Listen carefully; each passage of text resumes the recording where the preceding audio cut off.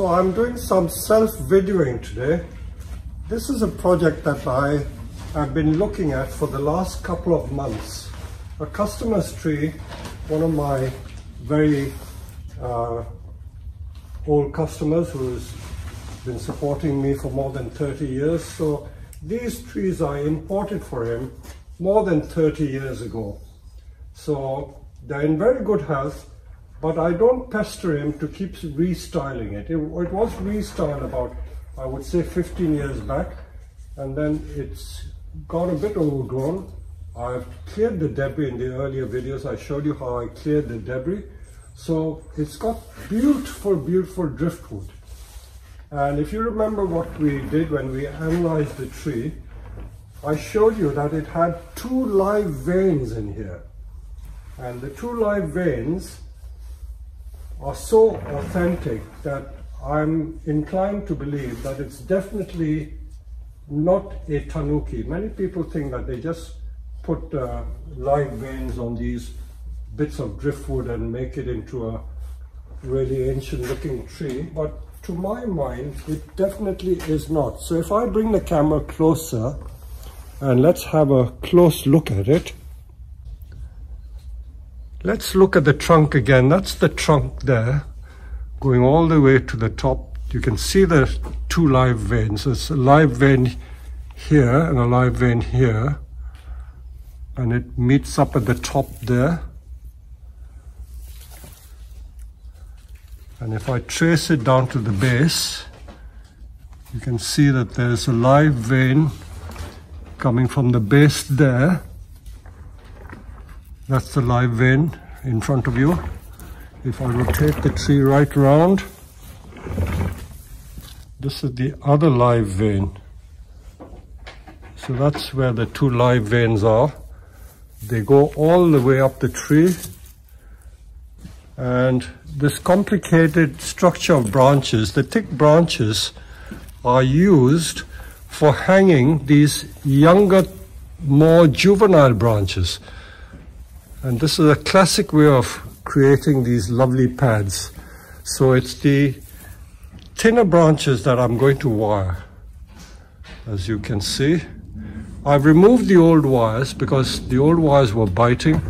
And this is going to be a long, long wiring job. I would say this would take me possibly the best part of 50 hours to wire this tree. So I can't show you everything. I will just show you bits of it that I'm going to do.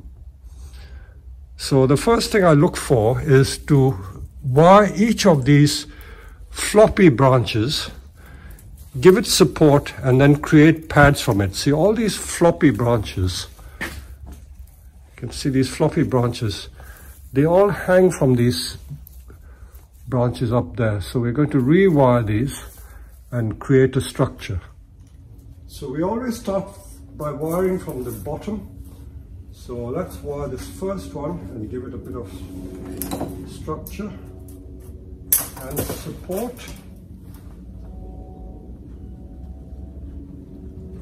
I'm just linking it to a dead branch, so the 2-branch principle is still being used. So the 2-branch principle, remember, is just a way of anchoring the branches.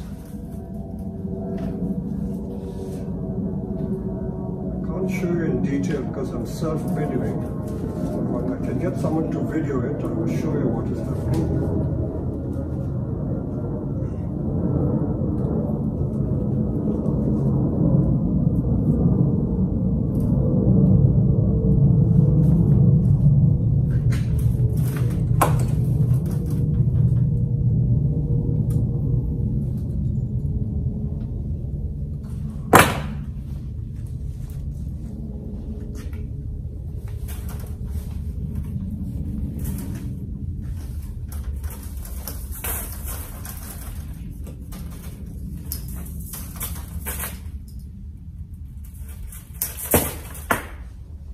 To keep remembering to change the thickness of the wire to match the grade of branch that I'm tackling.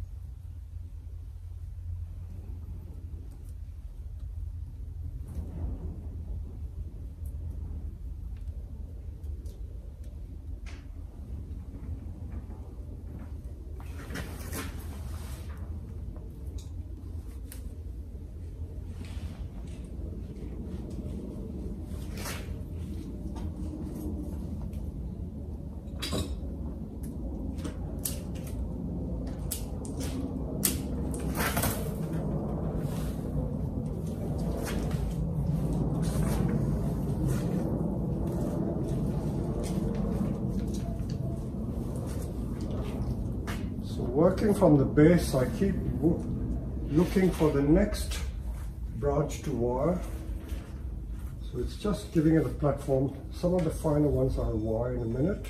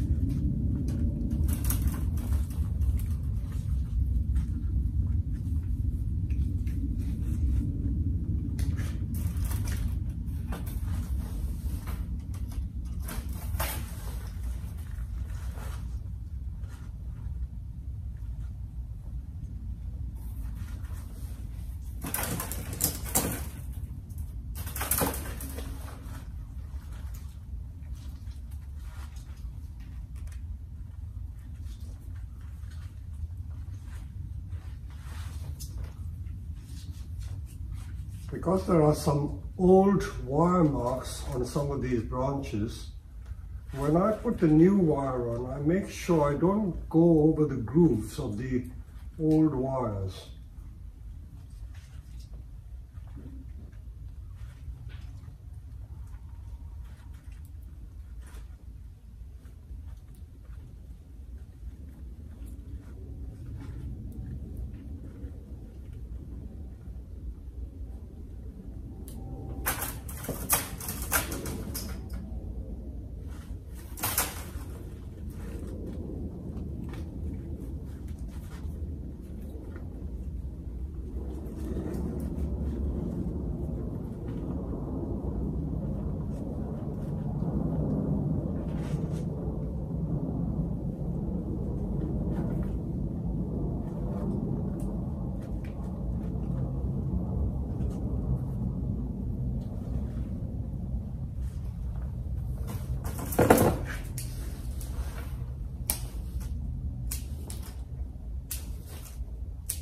The ends of the shoots I always trim back, because if you don't do that, it becomes too long and too floppy.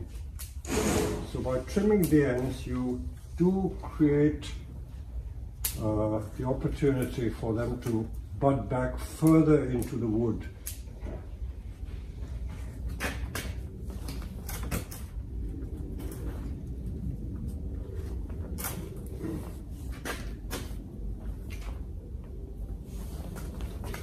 See how floppy these branches are. So this is what we are going to wire and support.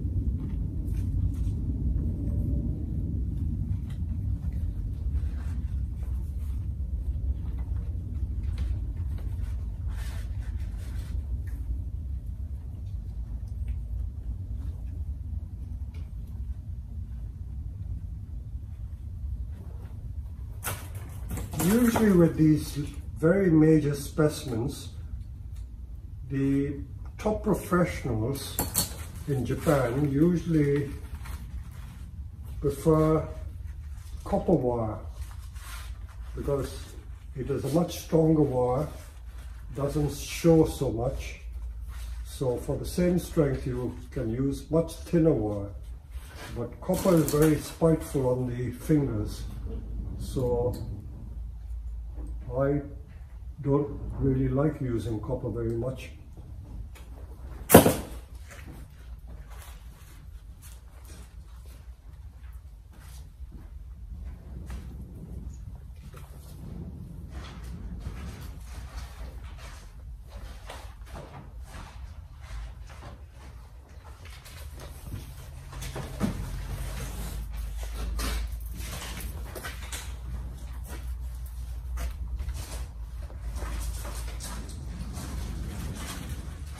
I'm getting these upper branches out of the way. It's like hairdressing. You want to get it out of the way because you're working on this part. So I've lifted that up so that I can see what I'm doing here. If it's in the way, then it's very hard to work on it. So I will carry on doing some more wiring. At the same time, I will prune some of these ends off. It's so bushy, so strong. This is a Itogawa, by the way. Very fine foliage juniper.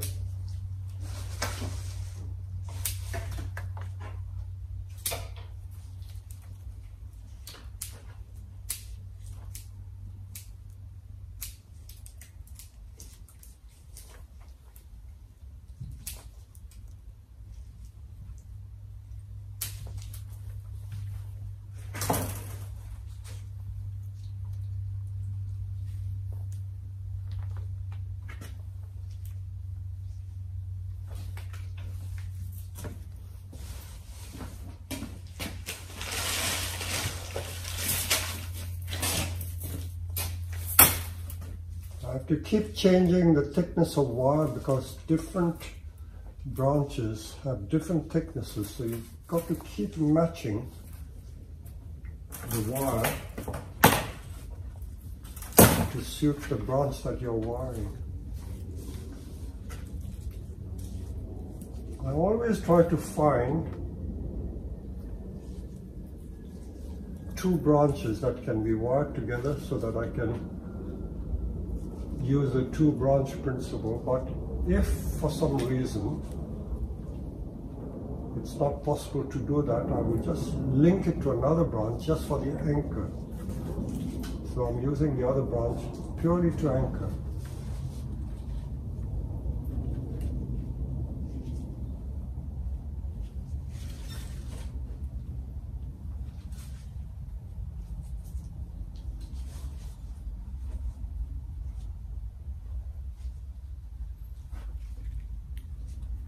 A lot of this wiring is done by trial and error. As long as you use the correct gauge of wire, you can make it do what you like.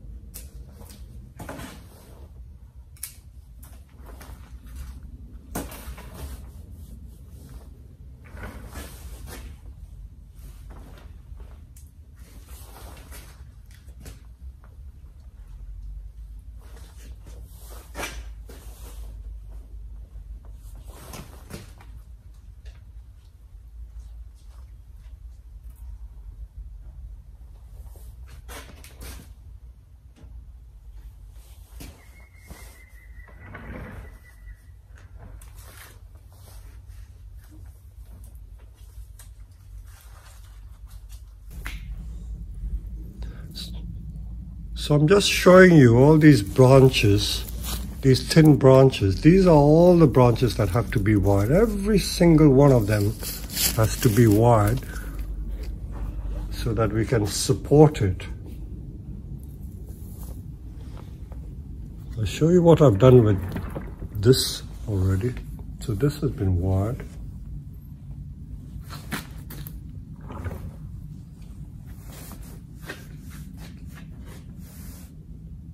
It's only when I've done quite a lot of wiring that you will begin to see the effect, the tearing effect. Yep. I'm continuing with this wiring process. So I'm wiring these pads to make them more visible. So let me explain again what I've done. I've started working on this side and I have done this pad.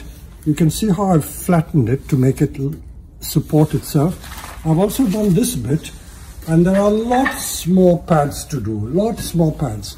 But because these branches were hanging down, I've had to lift it up. I'll just show you how I've lifted it. All these floppy branches, because they're in the way, I've got to literally, like, you know how the women tie their hair up. So this is what I've done. I've tied it up like this, and I've lifted the whole lot so that it's not fouling the lower branches that I'm wiring. So this is what I've got to be aware of. You see, I've lifted it out of the way, so it's straight. Like this lot as well. This is another lot of branches that are in the way. So I've lifted this portion. Can you see what I've done? I'll just show you again to reinforce it. If it wasn't lifted, I won't be able to wire that pad. You see how they flop around? So what I've done, temporarily, I've taken this lot like this and lifted the whole lot so that I can work on these pads. So this is out of the way and I can work on the pads. So I'm going to continue working on these pads. So the next pad is going to be this one. I've got to thin this out. You can see how the thinning is done. This is very, very dense. As you can see, look at this pad. It is so floppy and heavy that it's time it was thinned out. So this is a sign of good growth. You see these long tips, and it's all adult foliage. This is Itoigawa, the small foliage Chinese juniper. It's the most sought after of all the junipers. And I'm just thinning it so that I can identify the potential ends which will form the pads. So this one here, you see, that's going to be one bit, but that pom-pom is much too large. So I've got to thin it out. Usually there's so much work involved that it's very hard to film the detail all the time. And I have the luxury of having one of my colleagues here to do the filming. But I'm going to do a lot of the work on my own, and I'm going to film it, self-film the stuff. So I may not be able to show you some of this detail. So there you go. You see how, what we call the bifurcation. See how the branches split. So each of these have to be wired flat again, like that, to arrange into the pad. But because they're so dense, what I'm now doing is just thinning it out so that it becomes more manageable. Every now and then you got to do it, otherwise you lose control. Losing control is the worst thing that can happen when you work on a bonsai.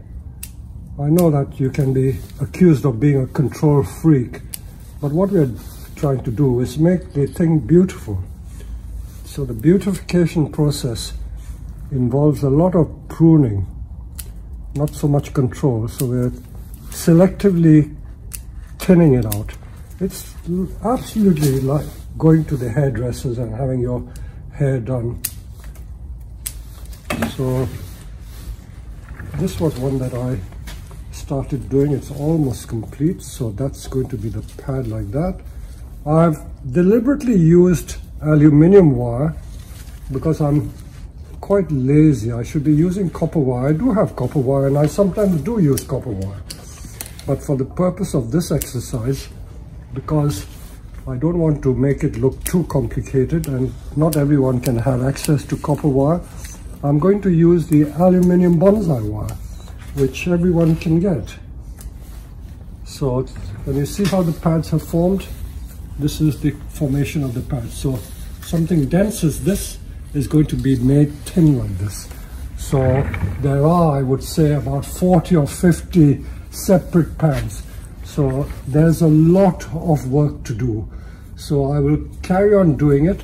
Let me just film in detail some of the work that I'm going to do. Like this one, I'm going to wire these two bits together. So I'm going to wire these two.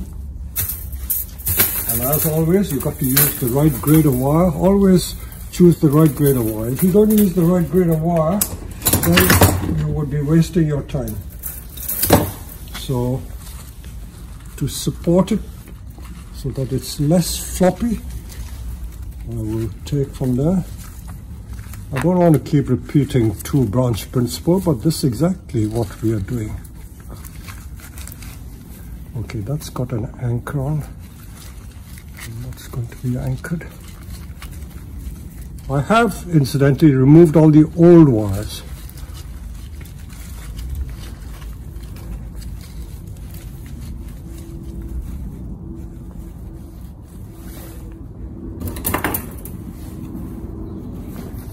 So when there's a transition to a slightly thinner branch, then we stop using that particular grade of wire and then we will find suitable pairs for the next two thinner branches. So this wire will continue on till we come to the fork or the bifurcation. So many different terms, but as long as you know what you're aiming to do. So that piece of wire has supported that, so I can manipulate it and do whatever I wish. And then the next thing to do from here is to do these two. So always the bifurcation. Now this is slightly thinner than that branch, so I will change the thickness of wire. So you've always got to match the right grade of wire for the job in hand. So for those two, I need that much wire.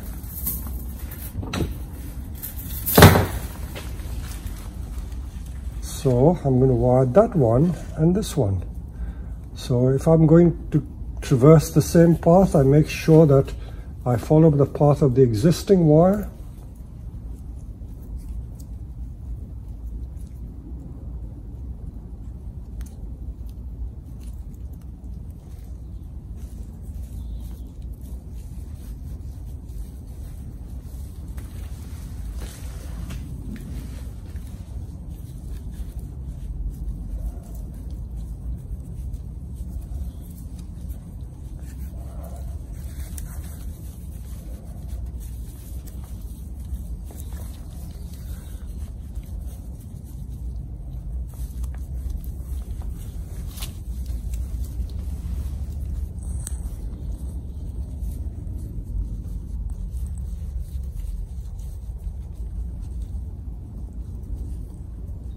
Try not to trap the little bits of foliage or the needles.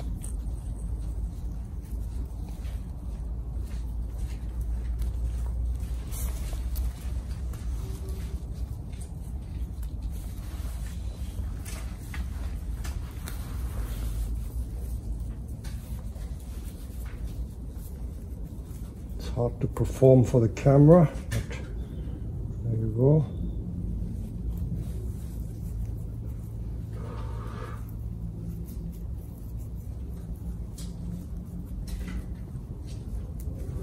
So we've done those two and now we've done these two.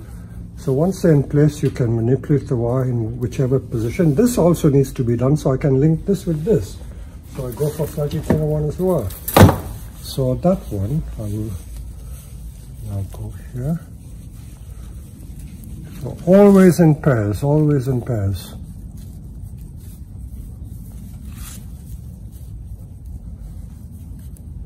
wiring is not everyone's cup of tea. Some people hate wiring. I don't like wiring. Unfortunately, my favorite trees are maples, which don't require a lot of wiring, so I get away with it.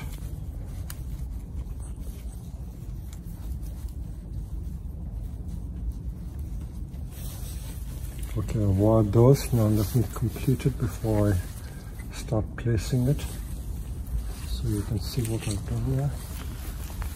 So this is where I've got to, this lovely green juniper, and you can see I've thinned and cleared all the debris, so all these little twigs are ready for wiring. This is how we prepare it. We just leave little tufts of green at the ends, and then we will just find pairs. So this one and this one, these two are pairs. Those two can be wired, or these two can also be linked. So we seek out the same thickness branches. This one and this one can be linked together, and then those two, see, those two can be linked together, this one and this one. So we're going to proceed to wire them all. As I said, I can't self-film it because even if I put it on the tripod, it won't give you much of an idea. But I'll show you what I've done so far. You see, this is what we've done so far.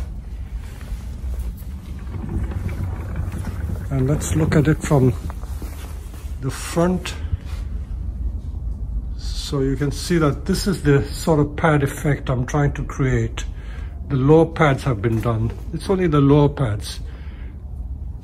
And there are at least 12 more layers to do. So it's going to be a long process. So bear with me. The only trouble with doing self-videoing is that I feel inhibited to talk. So you may find me not talking so much. But I'm still around. And all I'm doing is wiring pairs of branches so that I can make the pads stand up.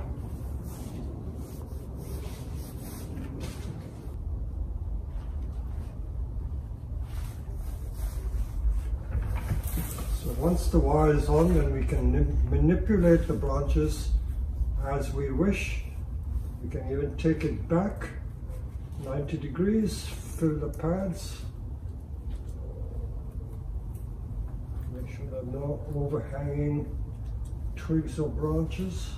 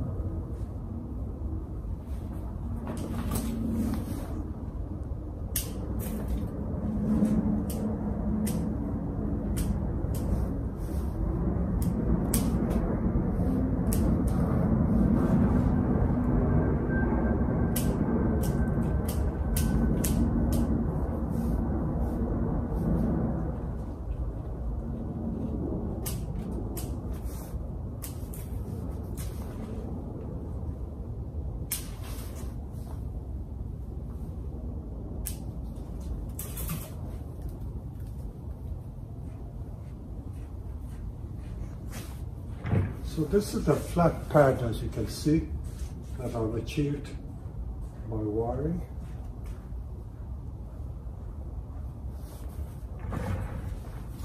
We'll deal with this one. There's another pad here.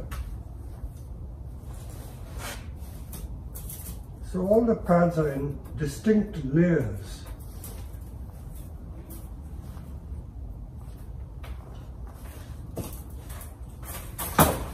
Where the branches are thicker, I'm resorting to slightly thicker wire, so once you have the intuition, you can choose the right grade of wire to suit the branches you're wiring. As I said, there's no real trick to it. Once you understand the basic principles, the rest is practice. It's like any of these neuromuscular skills, whether it's swimming or dancing. The more you practice, the better you become. There is no substitute for practice. I'm always amused when people come on my workshops. They want me to do everything. And in some countries where you go, they want the master to do everything. They just stand by and watch you. In fact, they just want you to make their tree look nice. But if their purpose is to come to learn, then I force them to not be shy, but to actually do it in front of me. It's only by doing that you will learn. So this is really a teaching channel where I'm teaching you how to do things. I'm not performing to show how good I am. That certainly is not the purpose of this channel. I'm here to show you how you go about learning the art.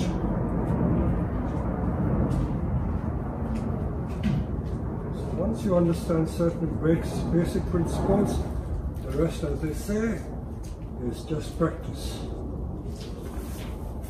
So again, to reinforce, these are very dense clumps. See how dense that is? You see? So I'm going to thin this a little bit. Just thin it so that it's not floppy. This tree probably hasn't been trimmed for about 5 years, so it's very badly overgrown. But it's very, very healthy, which is the main thing.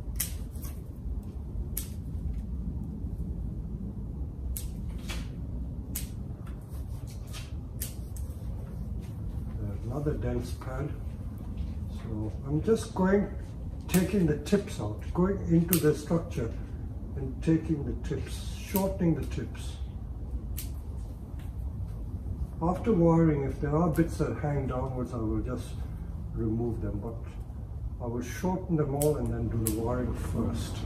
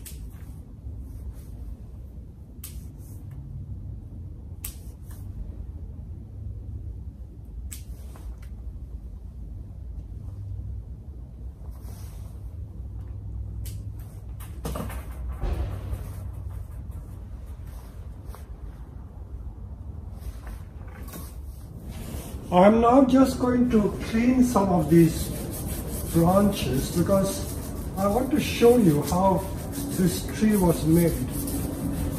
As I mentioned much earlier, this tree was imported from Japan back in, I think, 1990 or 93, and it's been in this country a long time. I think that's when it was imported. I'm not absolutely sure, but the way it's been made is quite ingenious. Now that I've got a lot of the debris, a lot of these heavy overhanging foliage thinned out, I can show you the structure that has gone into making this tree. Much earlier on, I showed you how the live veins emanated from the base of the tree. There are two live veins but I will just show you how they've taken these very long, thick branches and hung a whole superstructure of thin branches on it. So right at the beginning of this video, I showed you how this tree was made, but the more I'm working on it, the more detail I'm beginning to discover. So let me begin by making the live veins more visible. So to do that, I'm going to just scrape some of the dead bark off. Incidentally, those of you who exhibit your junipers, every now and then you have to remove the old bark, and that's best done with a little knife. You can remove the old bark with a knife. That which comes off with the knife is easier to remove with the knife. If not, you can always brush it with this brass brush, special bonsai brass brush. You see how nicely it comes up. So the red part, this is what they call the live vein. That means the live part. This is all the dead wood. So there's two types of wood. The dead wood, which has been artificially carved in this instance, and the live vein is there. So you can see over here, if we look at it from the front, if I shine the torch, come and have a look. You see, this is the live vein here, and this is the live vein here. So we're going to trace to see where the live vein comes. I'm still not sure whether this was a tanuki or a natural tree. The Japanese are very clever people, so we will do a little bit of detective work, but it doesn't matter. Whatever it is, it's a beautiful tree. Now let's see where the live vein starts from. So this is the live bit here. Can you see all this is live? So this is live, this is live, so this is live. So this bit, if we can now trace it, if I lift the branches, you can see it goes up the trunk. Okay, you hold this. And then, where it goes up the trunk, it disappears to the top. Now, these are subsidiary branches. Now let's look at the other live vein. There are two major live veins. So this is the other live vein from underneath here. You can see, this is the bark. If I just brush the bark, you can see this is the other live vein coming up here. So this live vein comes up here, and then it goes right to the top. And these two live veins somehow meet together. So they meet together, and I think these two live veins have been used to clamp the dead wood together. So this is how, if it is a tanuki, this would have been made, but it's made so long ago that the live vein has more or less enclasped the dead wood, so it looks real. And then that live vein, although it goes to the top, see that one goes to the top, can you see it? Very hard because so many branches, can you see it goes from the top, goes there, goes right to the top, and then there's an elbow, like a 180-degree elbow. It goes to the top and then comes down again. And then the other part goes there. And when it comes down, this bit of dead has been used to make a driftwood. And then from the other side, no, it goes right down to there. See, this bifurcates, it comes down and then goes up. And then there's a major bifurcation here. Can you see? It's almost like a person's button. You see, one part goes there and one part goes here. So this part goes up to the top, and this part, this live bit, comes all the way to this side. One long branch going this side. If I lift this, you can see that long branch is going here. And on this long straight branch, all these little branches hang, which makes this pad. So about 5 or 6 different pads are hanging along this long branch here. So you see how clever they've done it. So just to camouflage the dead wood, they've taken that straight branch and hung all those branches. And then the top bit, which was the apex, that goes to the top, and then all these young branches form the apex, and then they come down as well. So the apex is not allowed to go higher than that. So this is how all these little pads are made. So I hope this gives you some rough idea. I know it's very difficult to take it all in because it's so complicated that you can't really make out what is going on. But the more you delve into this tree, you will see how these clever Japanese masters have created this bonsai. So although I'm not 100% sure that it is a genuine driftwood tree. I have a suspicion that this could be a tanuki. That means they wrapped it around this great big piece of driftwood with two live bits, one this side and one this side, and the two come together to wrap the dead wood together. So this is how it's been made. So I will carry on, because I've been cleaning the bark so that I can see what I'm doing. So you can see I've been lifting it up, and each of these pads at different levels, all these different levels here, I'm wiring gradually. So this is going to take ages. So all this has to be thinned out and wired into pads. So this is how I've been wiring some of the pads. As you can see, aluminium wire is a bit crude compared to copper, but it's really to show you how the wiring is done.